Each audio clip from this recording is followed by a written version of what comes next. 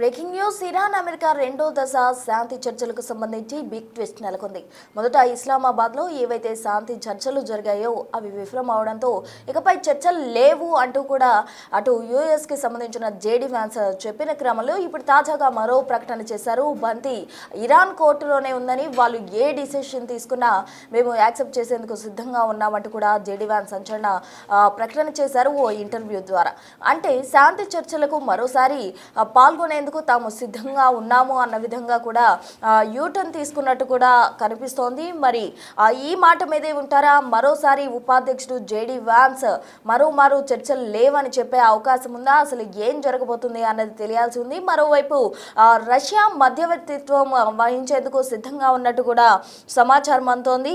ఇప్పటికే రష్యా ముందుకు వచ్చింది ఇంటర్ఫేర్ అయ్యేందుకు గాను మధ్యవర్తిత్వంపై తాము సిద్ధమని ప్రకటన చేశారు. ఇరాన్ విదేశాంగ మంత్రి అగార్జీతో రష్యా మాట్లాడడం జరిగింది. రష్యాకు సంబంధించిన విదేశాంగ మంత్రి సెర్గీ మాట్లాడారు. ఉద్రిక్తతలు పెంచకుండా చర్యలు తీసుకోవాలంటూ కూడా పిలుపునిచ్చిన సిచ్యువేషన్. ఇక చర్చల ముగింపు కోసం రష్యా దౌత్య ప్రయత్నాలు స్వాగతిస్తున్నట్టు కూడా ప్రకటన చేసిన పరిస్థితి. మరి ఈ ఏదైతే దౌత్య ప్రయత్నాలు ఉన్నాయో అవి ఫలిస్తాయా, లేకపోతే మరో ఏదైతే పాకిస్తాన్ ఇంటర్ఫిరెన్స్ తోటి ఇస్లామాబాద్లో చర్చలు జరిగాయి అవి విఫలమయ్యాయి, అక్కడ ఇరాన్ది తప్పు అన్నారు, మరోవైపు జేడీ వ్యాన్సే మాట మార్చారు అని చెప్పుకున్నారు. ఇదే విధంగా మరోసారి దౌత్య ప్రయత్నాలు విఫలమవుతాయా, లేకపోతే రష్యా ఇంటర్ఫిరెన్స్ తో ఏదైతే దౌత్య ప్రయత్నాలు సాగుతున్నాయో అవి సక్సెస్ అవుతాయా? జేడీ వ్యాన్స్ యూటర్న్ తీసుకున్న నేపథ్యంలో అటు ఇరాన్ ఏ విధంగా స్పందిస్తోంది?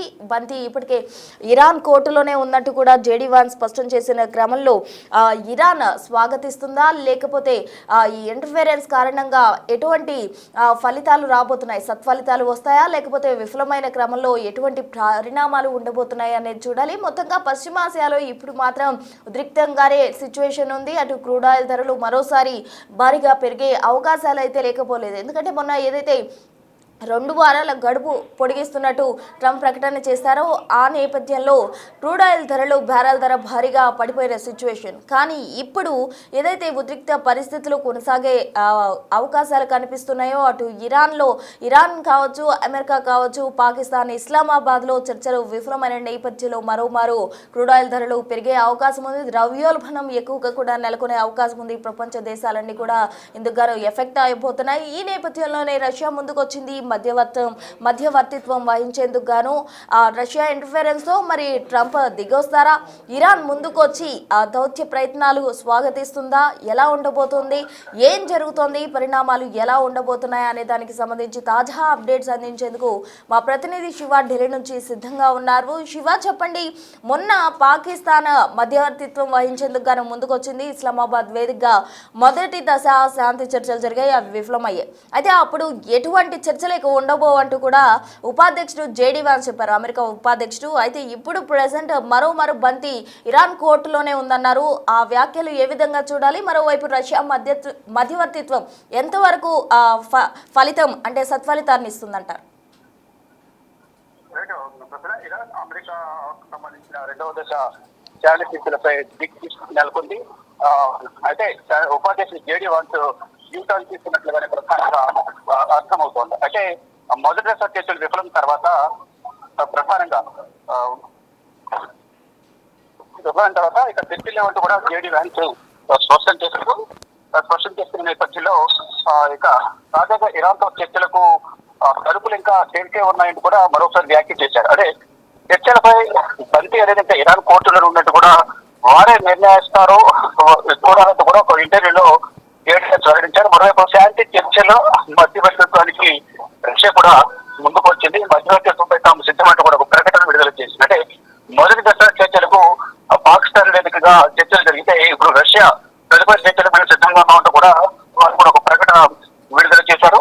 ఇక ఈ రష్యా విదేశాంగ మంత్రి సెర్గీ కూడా ఈ ఇరాన్ విదేశాంగ మంత్రి అరాగ్జీతో మాట్లాడినట్టు తెలుస్తుంది. ఉద్రిక్తతో పెంచకుండా చర్యలు తీసుకోవాలంటూ కూడా ఒక పిలుపునిచ్చారు. ఇక చర్చల ముగింపు కోసం రష్యా దౌత్య ప్రయత్నాలను స్వాగతిస్తున్నామంటూ కూడా ఇరాన్ విదేశాంగ మంత్రి ఒక ప్రకటన చూసుకుంటే ఇస్లామాబాద్ వేదికగా అమెరికా ఇరాన్ మధ్య నెలకొన్న చర్చలు విఫలమయ్యాయో దాని తర్వాత పరిణామాలు మనం ప్రజెంట్ చూస్తున్నాం. ఈ హర్మోజ్ జలసంధికి సంబంధించి దిగ్బంధిస్తామని ప్రకటన విడుదల చేస్తే దానికి అనుగుణంగానే అక్కడ దిగ్బంధన కార్యక్రమాన్ని అమెరికా ప్రారంభించింది.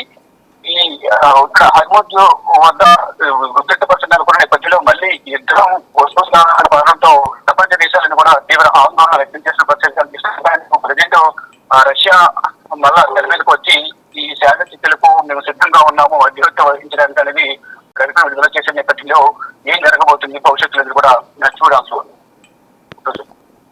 ఓకే శివ, మొన్నటి వరకు ట్రంప్ ఏదైతే 2 వారాల గడువు పొడిగించారో దానికి సంబంధించి అటు మొత్తంగా కూడా మనం చూడడం జరిగింది. యూటర్న్ ఇప్పుడు ప్రజెంట్ యూటర్న్ తీసుకున్న సిచ్యువేషన్ ఏవైతే చర్చలు జరిగాయో అవన్నీ కూడా విఫలమైపోయాయి. మొత్తంగా ఈ అంశానికి సంబంధించి ఎటువంటి పరిణామాలు చోటు చేసుకోబోతున్నాయి అనేది చూడాలి. మొత్తంగా ఉద్రిక్తతలు పెంచకుండా చర్యలు తీసుకోవాలంటూ కూడా అటు హితవు పలికిన సిచ్యువేషన్. మరి రష్యా మధ్యవర్తిత్వం దౌత్య ప్రయత్నాలు ఎంతవరకు ఫలిస్తాయి? సఫలమవుతాయా లేకపోతే విఫలమవుతాయా? అమెరికా ఇరాన్ ఈ విషయంలో ముందుకొస్తాయా? ఎటువంటి డెసిషన్ తీసుకోబోతున్నాయి? ప్రపంచ దేశాలపై ఎటువంటి ఎఫెక్ట్ పడబోతుంది అనేది చూడాలి. ఎందుకంటే మొన్నటి వరకు కూడా అంతా ఈ యుద్ధానికి ఒక ఎండ్ కార్డ్ పడుతుంది అంటూ కూడా అంతా ఆశాభావం వ్యక్తం చేశారు. కానీ మధ్యలో ఏవైతే చర్చలు జరిగాయో అవన్నీ కూడా విఫలమైన నేపథ్యంలో అంతా కూడా ఏదైతే ఆశాభావం వ్యక్తం చేశారో వారంతా కూడా ఒక సందిగ్ధంలోకి వెళ్ళిపోయిన సిచ్యువేషన్. ఇప్పుడు మరి ఈ చర్చలు ఫలితం లభిస్తాయా లేకపోతే ఎటువంటి పరిణామాలు ఉండబోతున్నాయి అనేది చూడాలి. మొత్తంగా శాంతి చర్చలకు సంబంధించి ఉపాధ్యక్షుడు జేడీ వ్యాన్స్ యూటర్న్ తీసుకున్నారు. ఓ ఇంటర్వ్యూలో ఆయన చెప్పడం జరిగింది, ఇంకా బంతి ఇరాన్ కోర్టులోనే ఉంది, వారి డెసిషన్ మీదనే ఆధారపడి ఉంది, మేము చర్చలకు డోర్స్ ఎప్పుడు తెరుచున్నాయి అన్న విధంగా జేడీ వ్యాన్స్ చెప్తున్నారు. మరి ఏదైతే దౌత్య ప్రయత్నాలు చేస్తుందో రష్యా అది ఎంతవరకు ముందుకు వెళ్తుంది, దౌత్య ప్రయత్నాలు ఎంతవరకు సక్సెస్ అవుతాయి? ఎందుకంటే మొన్న పాకిస్తాన్లో ఏదైతే చర్చలు జరిగాయో దానికి సంబంధించి జేడీ వ్యాన్స్ చెప్పడం జరిగింది, ఇక నుంచి చర్చలు ఉండబో అంటూ కూడా ఆయన తేల్చి చెప్పేసిన పరిస్థితి. కానీ మరోసారి ఒక ఇంటర్వ్యూలో చర్చలకు తాము సిద్ధంగా ఉన్నట్టు కూడా చెప్పకనే చెప్పారు జేడీ వ్యాన్స్. సో రష్యా దౌత్య ప్రయత్నాలు చేస్తూ ఉంది. మరోవైపు ఏదైతే ఉద్రిక్త పరిస్థితులు ఉన్నాయో అవి ప్రపంచ దేశాలపై ఎఫెక్ట్ చూపే అవకాశం ఉన్న నేపథ్యంలో రష్యా ముందుకొచ్చింది. మధ్యవర్తిత్వం వహించేందుకు రష్యా ముందుకొచ్చిన క్రమంలో ఇరాన్ అమెరికా దీన్ని స్వాగతిస్తాయా లేకపోతే ఎటువంటి డెసిషన్ తీసుకుంటాయి? పరిణామాలు ఎలా ఉండబోతున్నాయి? అటు హర్మూజ్ జలసంధి దగ్గర ఇప్పటికే అన్ని బలగాలను కూడా అమెరికా మోహరించింది. ఇటు గల్ఫ్ కంట్రీస్ లో ఏవైతే అమెరికాకు చెందిన ఉన్నాయో వాటిపై అటాక్ చేసేందుకు ఇరాన్ సిద్ధంగా ఉంది. రెండు దేశాలు కూడా నువ్వా నేనా అన్న విధంగా దాడులు చేసేందుకు సిద్ధంగా ఉన్నాయి. యుద్ధానికి సిద్ధం అంటూ సై అంటూ కాలు దూవుతున్న సిచ్యువేషన్ ఉన్న క్రమంలో మరి రష్యా మధ్యవర్తిత్వం ఎంతవరకు వారిద్దరిని అదుపు చేస్తోంది? రెండు స్వాగతిస్తాయా? ఎలా ఉండబోతుంది అన్నది వేచి చూడాలి.